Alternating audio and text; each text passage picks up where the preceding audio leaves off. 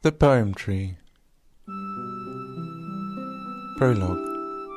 In the quiet woods, the trees utter silence. Part 1. From the small western window of their house on the eastern edge of the village, Joseph Tubbs can watch the whole street. It is waking up. It is still dark out. Behind the village, etched on the horizon, two hills are silhouetted, twin clumps. Their gentle forms agitate the skyline. For as long as he can remember, Joseph has always kept the clumps in view, never straying so far as to lose sight of them. It is there that he orientates his face. It is there that he will find his place. Below him, his aged father, the local maltster, is already busy in the malt house with his liquid alchemy. The acrid smell of fermentation seeps through the floorboards. He hears the scrape of metal across concrete, swiping at a mound of hops and barley. It is a familiar sound, and the aroma sharpens the air. He has known it all his life, and eventually and reluctantly, he will inherit the malt house, taking his father's place. But day breaks and Joseph is rousing from slumber, as the village does, for the village is restless, and the air is filling with sounds. He is looking down onto the village street. How well he knows it. It is a street replicated across the county. He watches the ponderous clip-clop of a horse on cobbles, heading for the blacksmith. The faint glow of the blacksmith's furnace is illuminating the small courtyard where the horse is heading. The blacksmith, ruddy complexion, clad in soiled apron, is already pumping at the bellows with one fat hand. The other is stirring the fire to ignite from yesterday's embers. On his workbench, his tools are laid out in rows, or hang from rafters. He straightens a file, and taking a pair of tongs, grasps at metal, preparing to plunge it into the furnace, and fashion it into shapes. The horse is waiting patiently. A little further on, another horse comes to a stop at the bakery, trailing a wagon loaded with flour, carried from the mill upriver. Two men are jumping down and quickly beginning to unload the sacks. Wrapped in a white fug, they are carrying them like dead weights slung across shoulders, and into the bakery, ducking slightly to negotiate a low beam. The owner is primed and with well-practiced hands is mixing flour with water and yeast into a rich dough. He is leaving it to prove in moulded tins. Other loaves are being removed from the oven and tipped out to cool on wire racks. Already a queue is forming. The villagers' quiet murmurings are wafting up to Joseph's window. The anvil chimes with a sense of urgency. The horse there steadies itself on three legs to the hup-hup of the drover. He turns away to dress. Today he is putting on an extra shirt. The morning air is damp and pungent with possibilities. Today he is not working below in the malt house. His father, bent double over a shovel, muttering something, is giving Joseph a cursory glance as he sidles out of the house and onto the street. The rasping sound of the shovel resumes. Joseph digs deep. His pockets are warming to his hands. He is touching, gingerly, a small closed knife. In the other, a stash of dormant acorns and beech nuts nest there like a clutch of eggs. They are waiting to be thumbed into the ground. In a bag across his shoulder, a notebook.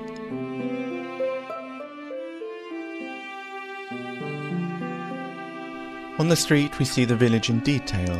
It meanders like a trickle of rain. Cottages, unadorned in their simplicity, hugging the curb, crowd into the space but edge away from the whitewashed manor house, flint-walled, gable-ended, gripped in an ivy embrace. At an upper window a sash is thrown up, and the daily ritual of dusting begins. Joseph wanders. Here is the butcher's window. Carcasses, bloodily hung and dripping rich reds, fill the view. An axe comes down, shearing flesh from bone, contacting with wood. Livers, kidneys, hearts laid out and lifeless. Tongues, severed from mouths, lie speechless, their yearning silenced. Nothing is wasted, and all are displayed like so many exhibits. Sawdust strewn across the floor is spilling out onto the street. Joseph leaves a print in passing. Greetings are exchanged. Here is the grocer, a kindly man, and there another shop, home to the seamstress, shuttered but its awning is unravelling.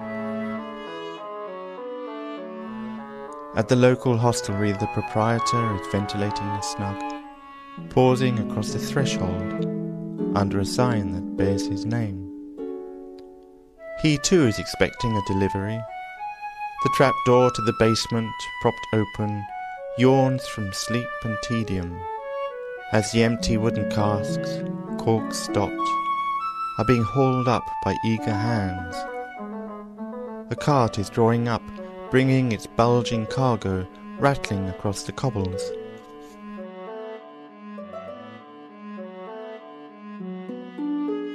Labourers are gathering outside the schoolhouse, near the tarry-stone, a weathered sarsen peppered with holes that howls like a battle cry when the wind is up. It is a regular meeting place. There is a chill in the air. They stand huddled, armed with sharpening scythes and pitchforks, balanced on shoulders or grasped in hands. The conversation is animated. Among them a scorched, leathery face, crumpled like a brown paper bag, studies a rip in the sky through which the sun is nosing, burning off the morning mist. The morning seems to suggest something unexpected. They all agree. Change is in the air. The days are contracting. A fingernail moon dips down behind a solitary tree. The assembled company is moving off, heading for the fields.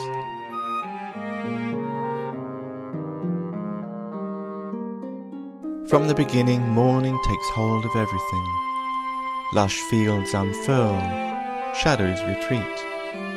The dew is sinking into the earth. Joseph is making his way to the river, crossing the ford there. In the middle distance a stile is approaching. Joseph is vaulting it with relative ease, landing in a meadow. He is following a track with a keen eye. The field that is before him once lay fallow and traced his passage in flattened grass. But now this field is once again under plough. The slow, lumbering steps of a team of shiers, pulling the plough, is driving its nose deep and turning over stubble. It is bringing to the surface flint and bones, and scattered stones which don't belong.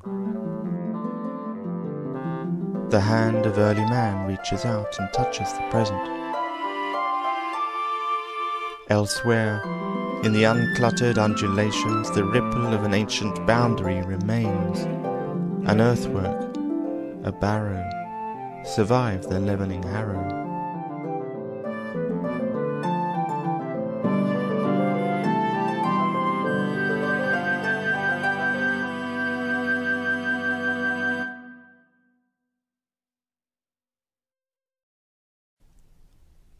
Part 2. What is the true nature of the countryside? And how much a part of it am I?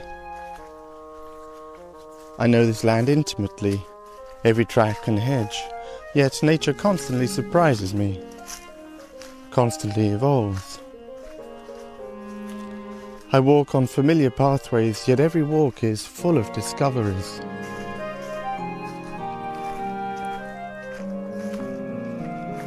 I trust these pathways. It is no accident the direction they take.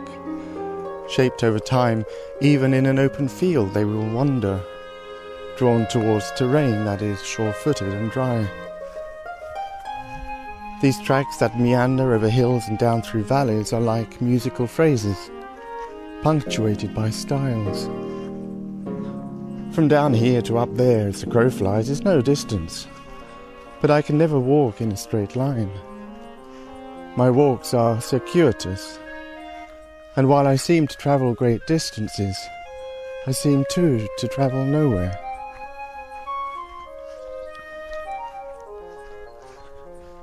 These paths I walk I've worn down with meditation, circumventing these clumps. Each step is one step closer, until eventually I reach the summit. My route takes me through fields where people made clearings, and woods where they coppiced.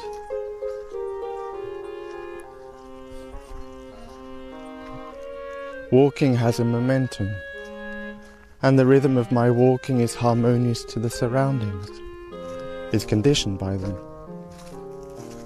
Crossing a ploughed field, feeling the crumbling clods underfoot, there is hesitation.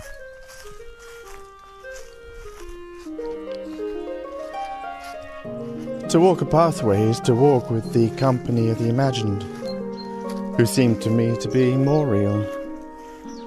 These are my companions. I know these people. They are forever walking. I see them, ordinary people. I hear their lingering voices hanging in the trees, carried by the breeze, through every hamlet and village, across every meadow, and through every copse, hiding in the hedgerow. So where I go others have been. I think of them as I walk.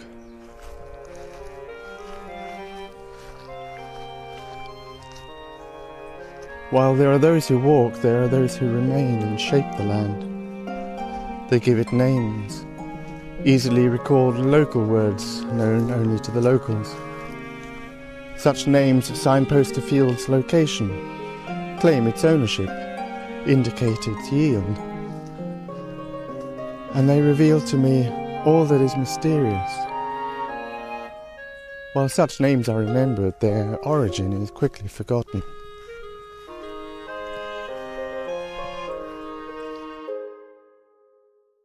Part 3.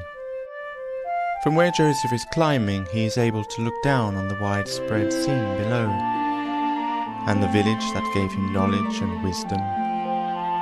Not the dry and dusty schoolhouse, nor the squat church nestling among its flock of gravestones, home to Joseph's ancestors, but the farmers, the haymakers, the thatchers, the hurdle makers, to the labourers working in the silent heat, to their wives yoked to milk pails, their faces, their names, their local speech, their Saxon and Roman origins.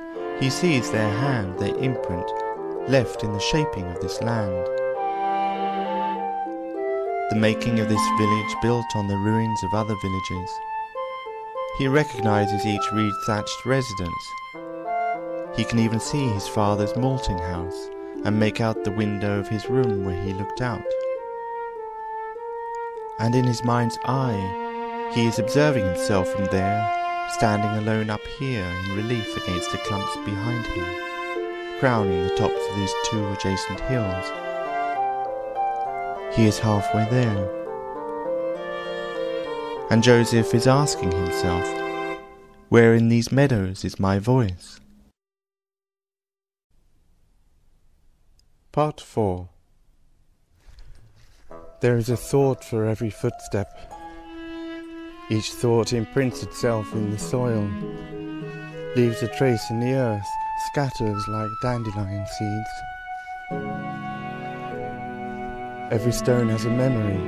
Some were moved, carried in my hand, and placed at a different junction, next to a seed.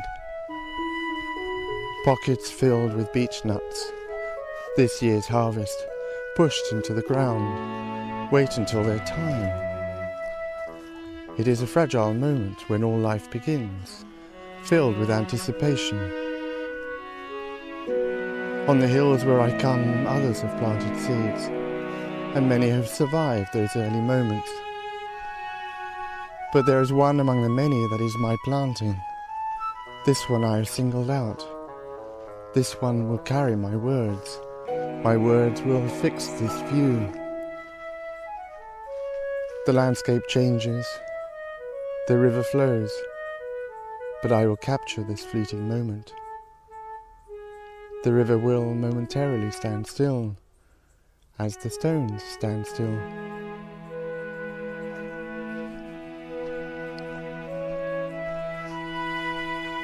When a tree stops growing, does life cease too? When I die, do I stop growing, or can something remain? Some part continue to grow, to ripple out, until it makes contact to mature in the minds of others. A purple clover in a sea of green. The turning leaves of fiery flames, blistering my fingers with every handful. I came here earlier this year and stood waist high in the long grass that yielded to my passing. But now the seasons are turning round again.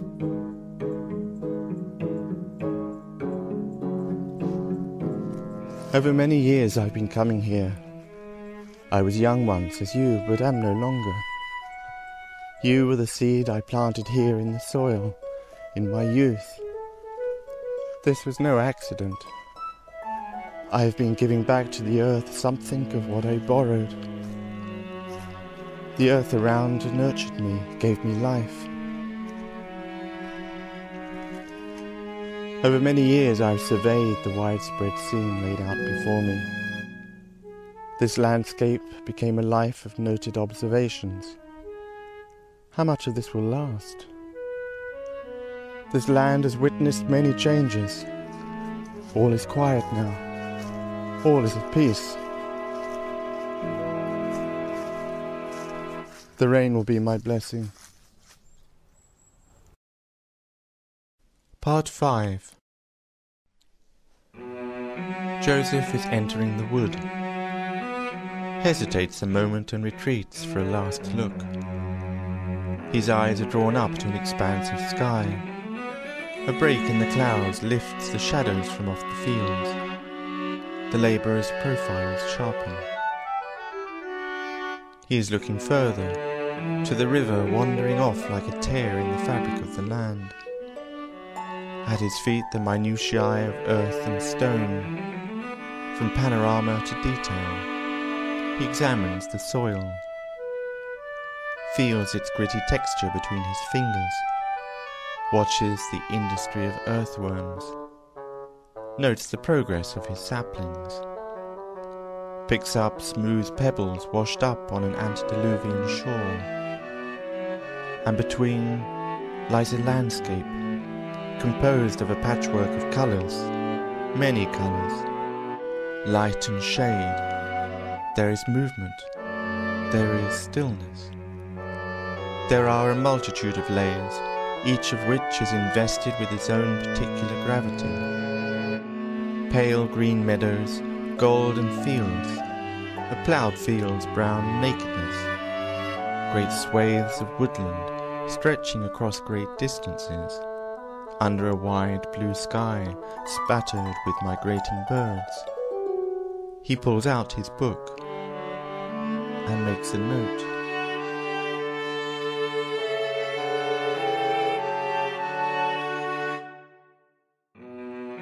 Joseph is returning into the wood. Low-lying branches drape the air across the entrance of a hollow. Over the rampant undergrowth between boughs, A blackbird churls alarm. A woodpigeon claps and breaks through the knotted brambles that reach out to catch unsuspecting flesh and cloth. Joseph brushes the leaves with his shoulder and pushes through. No one comes here now. He steps through thorns into a darkening path. The branches close in. Here it is damp and musty, and as his feet sink into the mud they leave an echo of his passage, just as he listens out for those who have gone before him. He touches trees in passing until he reaches the far side of the wood, until he is there, until he has arrived. Joseph finds his tree. He approaches it with reverence, since it has been waiting for him. Putting down his bag, Joseph draws the knife from his pocket and unfolds it. Dragging the blade across his thigh, his other hand trails over smooth bark. He is feeling for textures, examining the patterning before taking a step back to take in the whole trunk in its entirety. The height, the girth, it is the size of a man's chest. He thinks of his father, his buried ancestors, and how they have brought him here. Approaching the tree again, he stands prepared, poising the blade in mid-air. The air offers no resistance, as steel contacts with wood. In a moment of held breath, the tree shudders. Joseph is pushing the tip of the knife into the bark, penetrating the skin. The tiny blade is tilting downwards, and as it does so, a spark of sunlight glints across his face. His pupils retract against the light. He tilts it again, and again the light whips across his features, filling his eyes, causing him to squint, connecting him to some ancient urge welling up inside. The blade is becoming a sword, glimmering in his hand, then another, until around him there are 100 such swords, held aloft and more, waving threateningly. The faint hum of insects is becoming a cacophony of shouts and screams. Feet, tramping, running heavy tramping steps, storming up the hillside, breaching the encampment walls. Steel clashes with steel, axes smack on wooden shields, meeting resistance. The ground is shaking. The ground is bloody and stained. Swords slashing and hacking, Joseph is dragging his knife downwards. The tree is bleeding, but still they are charging the hill. The offensive is met by a hail of arrows, pinning their victims to the ground like a butterfly collection. It is relentless and savage. Bodies are falling, bodies slumped over bodies. Their numbers are diminishing. The horde is retreating. The earth is receiving, swallowing up all memory. Joseph is leaning into the knife, lost in thought. Around him walls are crumbling, vanishing. Stones are scattered and buried, dragged under. Grass is growing, leaving only faint traces of an outline, a hillock, an embankment, lost to an untutored eye, washed by centuries of rain and the river. Joseph is still cutting. He is distracted by an insect. He hears nothing now, just a rustle in the canopy. He's feeling weightless, breathless. Below, in the surrounding low-lying land, a raked evening light is stretching out across a raked field. Brushing the incisions, he lifts his hand to reveal the first letter of the first word of the first moment. A.